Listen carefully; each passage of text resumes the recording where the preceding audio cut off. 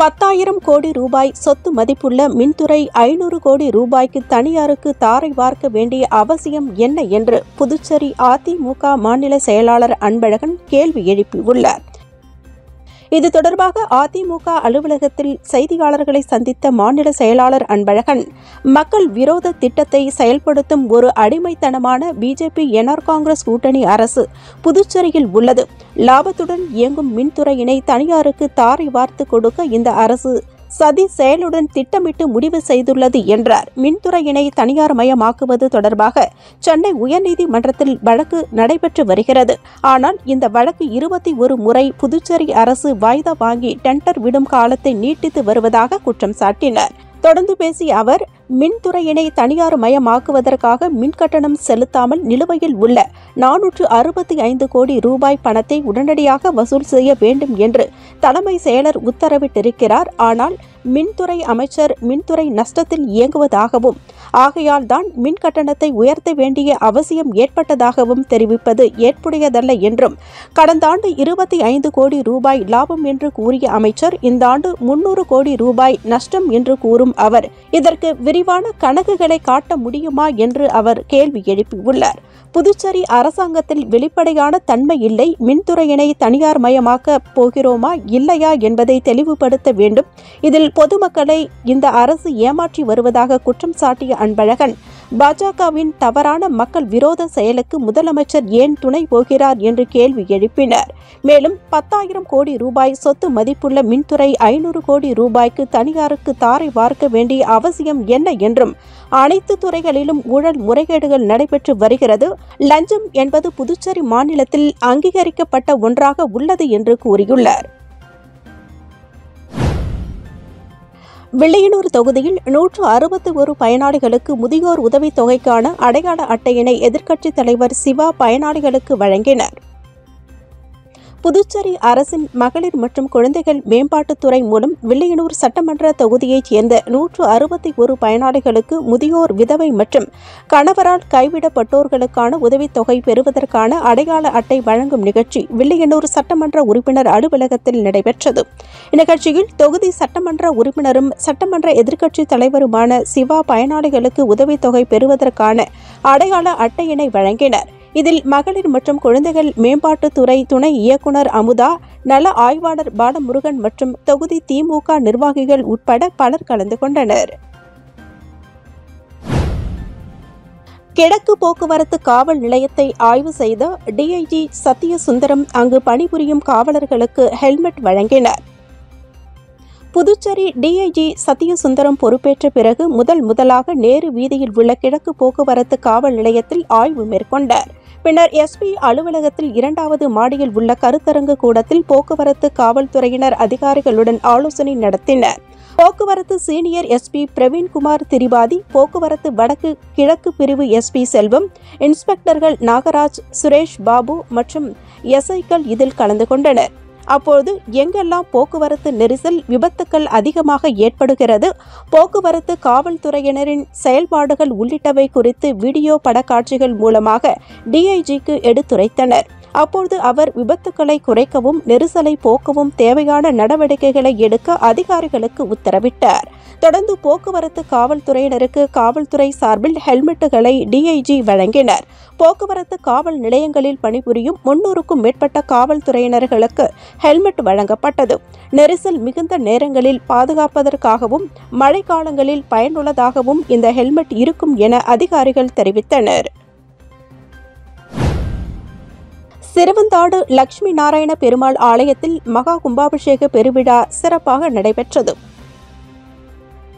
புதுவை மாநிலம் அருகே உள்ள சிறுவந்தாடு லட்சுமி நாராயண பெருமாள் ஆலயத்தில் அஷ்டபந்தன மகா கும்பாபிஷேக விழா நடைபெற்றன. முன்னதாக புற்றுமண் பூஜை, விதையிடு விழா, வாஸ்து சாந்தி, அக்னி பிரதிஷ்டை, மகா சாந்தி ஹோமம், நவ கலசம், கோ பூஜை, பூர்ணாகிதி ஹோமம் ஆகியவை நடைபெற்றது. காலை 10 மணி அளவில் கடம் புறப்பாடு நடைபெற்று லட்சுமி நாராயண பெருமாள் விமான கலசங்களுக்கு புனித நீர் ஊற்றப்பட்டது. தொடர்ந்து மூலவர் லட்சுமி நாராயண பெருமாள், கனகவள்ளி தாயார், கோதண்ட ராமர் உட்பட பரிகார மூர்த்திகளுக்கு புனித நீர் ஊற்றப்பட்டது. கும்பாபிஷேக விழாவில் சிறுவந்தாடு உட்பட சுற்றுப்புற பகுதிகளில் இருந்து திரளான பக்தர்கள் கலந்து கொண்டு சுவாமி தரிசனம் செய்தனர். கும்பாபிஷேக விழாவில் கலந்து கொண்ட அனைவருக்கும் அன்னதானம் வழங்கப்பட்டது.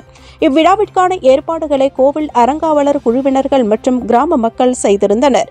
இரவு சிறப்பு அலங்காரத்தில் லட்சுமி நாராயண பெருமாள் மற்றும் கோதண்டராமர் வீதி உலா நடைபெற்றது. தமிழகம் மற்றும் புதுச்சேரி தணிக்கை முதன்மை கணக்காளர் அலுவலகம் சார்பில் நடைபெற்ற விழிப்புணர்வு நடைபயணத்தை சபாநாயகர் செல்வம் கொடியசைத்து துவக்கி வைத்தார். தமிழகம் மற்றும் புதுச்சேரி தணிக்கை முதன்மை கணக்காளர் அலுவலகம் சார்பில் தணிக்கை வாரத்தை முன்னிட்டு விழிப்புணர்வு நடைபயணம் நடைபெற்றது.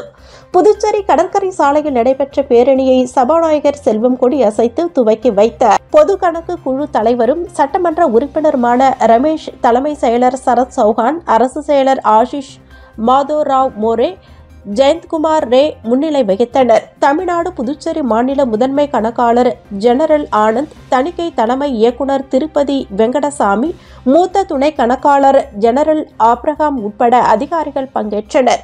மாவட்ட கல்வி மற்றும் பயிற்சி நிறுவனத்தில் பள்ளி மாணவர்களுக்கு தணிக்கை உணர்திறன் திட்டம் சார்பில் பொது நிதி குறித்த விழிப்புணர்வு நிகழ்ச்சியும் நடத்தப்பட்டது.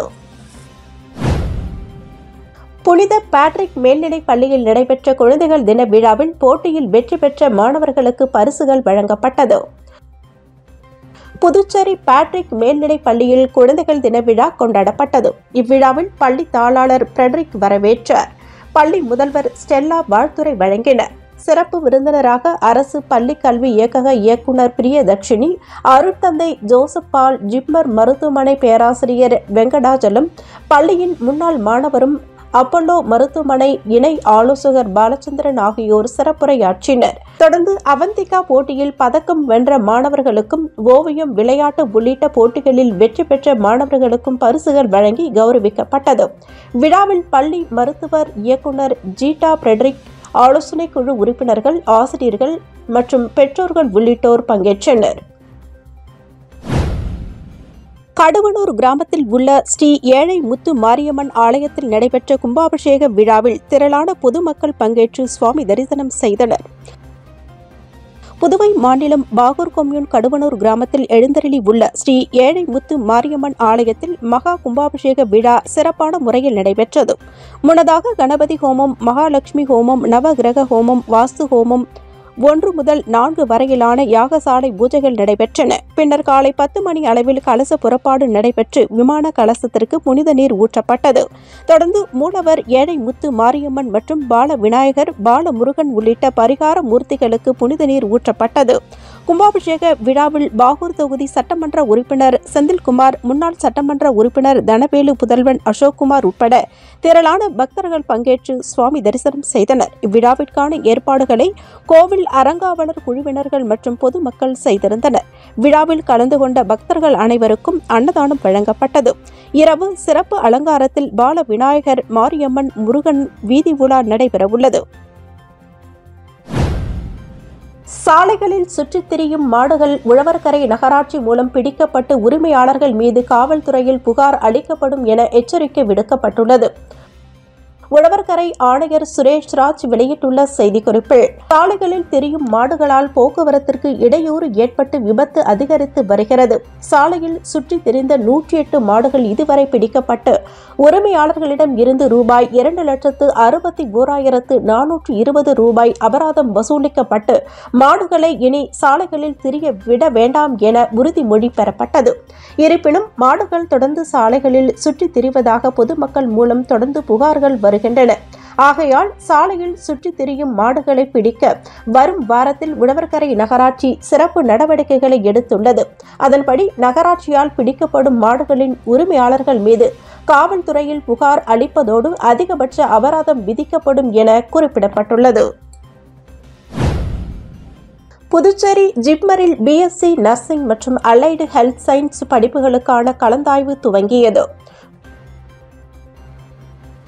புதுச்சேரி ஜிப்மரில் BSc nursing 94, allied health science 87 என 2 பிரிவுகளிலும் மொத்தம் 181 இடங்கள் உள்ளன.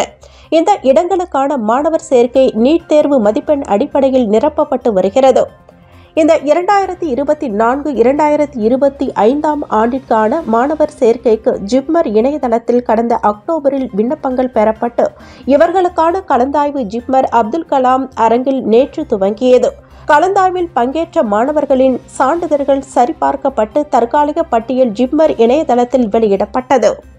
இன்று காலை கலந்தாய்விற்கான செயல்முறைகள் நடைபெற உள்ளன. இதில் தேர்வு செய்யப்பட்ட மாணவர்களுக்கு நாளை ஜிப்மர் அகாடமி மையத்தில் மருத்துவ பரிசோதனையும் மதியம் சேர்க்கை ஆணையும் வழங்கப்படுகிறது. வரும் 25ஆம் தேதி வகுப்புகள் துவங்கப்பட உள்ளது. இலவச அரிசி வழங்க வந்த சுயேட்சை சட்டமன்ற உறுப்பினர் சிவசங்கரனை அடிப்படை வசதிகளை நிறைவேற்ற கோரி பொதுமக்கள் முற்றுகையிட்டு வாக்குவாதத்தில் ஈடுபட்டதால் பரபரப்பு ஏற்பட்டது. புதுச்சேரி உழவர்கரை தொகுதி சுயேட்சை சட்டமன்ற உறுப்பினர் சிவசங்கரன். இவர் பாஜகவிற்கு ஆதரவாக செயல்பட்டு வருகிறார். அண்மையில் இவரை கோரிமேடு பகுதியில் கடை பிரச்சனையில் ராமு என்பவர் மிரட்டியதாக புகார் எழுந்தது. இந்நிலையில் அவர் கைது செய்யப்பட்டுள்ளார். இந்நிலையில் சட்டமன்ற உறுப்பினர் சிவசங்கரன் உழவர்கரை தொகுதிக்கு உட்பட்ட லம்பர் சரவணன் நகருக்கு தீபாவளிக்கான இலவச அரிசி விநியோகித்ததை தொடங்கி வைக்க சென்றார். அப்பொழுது அவரை சூழ்ந்து கொண்ட அப்பகுதி மக்கள் சாலை உள்ளிட்ட அடிப்படை வசதிகள் இல்லாத நிலையினை சுட்டிக்காட்டி முற்றுகையிட்டு கடும் வாக்குவாதத்தில் ஈடுபட்டனர். சட்டமன்ற உறுப்பினர் அவர்களை சமரசம் செய்து கோரிக்கைகள் விரைவில் நிறைவேற்றப்படும் என்றார்.